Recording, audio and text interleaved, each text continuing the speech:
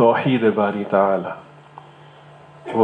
وہ اپنی ذات میں بھی یکتا ہے، اپنی صفات میں بھی یکتا ہے۔ اس کی صفات کیا ہیں؟ اس کی صفات میں سے ایک صفت ہے قادر ہونا۔ قادر مانے ہر چیز کی قدرت رکھنا، کسی چیز سے بھی عاجز نہ ہونا، ہر کام کر سکنے کی اہلیت رکھنا۔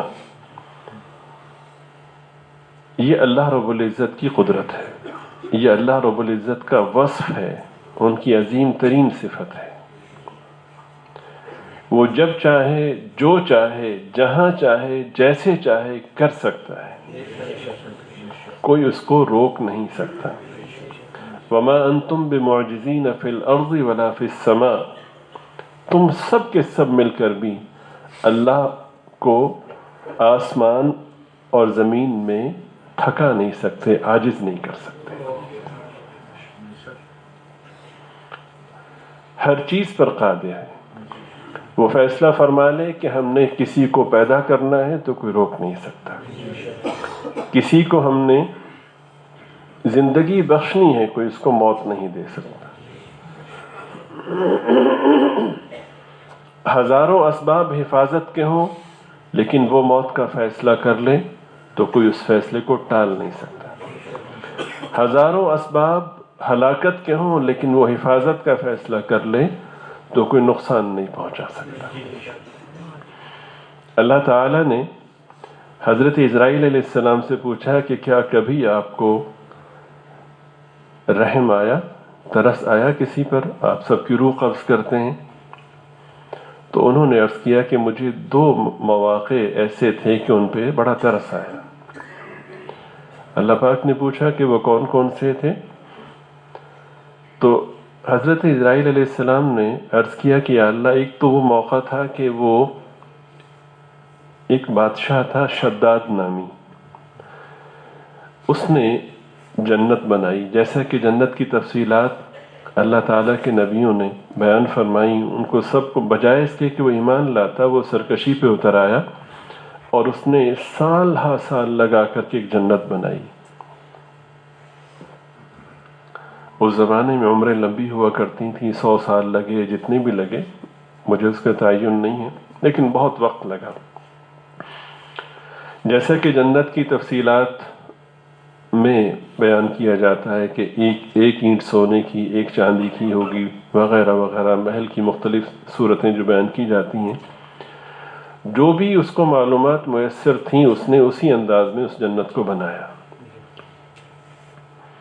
طویل ترین عرصے میں جب وہ تعمیر ہوئی تو اس کے بعد وہ اس کے افتتاح کے لیے آیا، اور جب وہ اس کا افتتاح کرنے لگا اپنی سواری پر، اپنے گھوڑے پر وہ سوار تھا، تو صورتحال یہ تھی کہ گھوڑے کے اگلے پاؤں دروازے کے اندر تھے، پچھلے پاؤں باہر تھے۔ اللہ تعالیٰ نے حضرت اسرائیل علیہ السلام نے عرض کیا کہ یا اللہ، آپ نے مجھے حکم دیا کہ اب اس کی روح قبض کر لو، تو مجھے یہ ہوا کہ اس کی یہ حسرت اور تمنا رہ گئی۔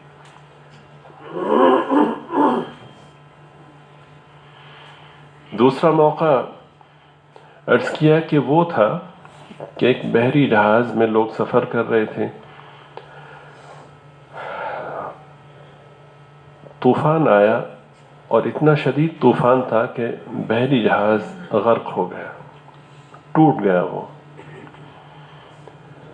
تو بہت سے لوگ اس میں ڈوب گئے۔ ایک خاتون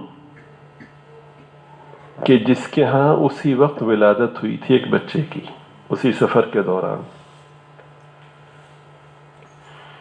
اس نے اسی زچگی کے عالم میں اس کو بچے کا فکر تھا، تو اس نے ایک جہاز، ٹوٹے ہوئے جہاز کے ایک تختہ کسی طرح سے اس نے وہ یوں سمجھے کہ اس سے وہ لپٹ گئی اور اپنے آپ کو اور اپنے بچے کو اس تختے پر کسی طرح سے سنبھالا۔ اب ذرا چشم تصور میں دیکھیے کہ جہاں بڑا سمندر ہے اور ایک تختہ ہے، اس پہ ایک ماں ہے اور اس کا نوزائیدہ بچہ ہے، یعنی کیا قسمہ پرسی کا عالم ہے، اور کوئی حفاظتی تدبیر نہیں ہے۔ اور بچے کو سنبھالے خاتون یا اپنے آپ کو سنبھالے، وہ تختہ ڈوب نہ جائے، یہ دونوں ڈوب نہ جائیں، وغیرہ وغیرہ، کتنی فکر مندی کی بظاہر شکل ہیں۔ حضرت اسرائیل علیہ السلام نے عرض کیا کہ یا اللہ، آپ نے فرمایا کہ جاؤ اس خاتون کی روح قبض کر لو۔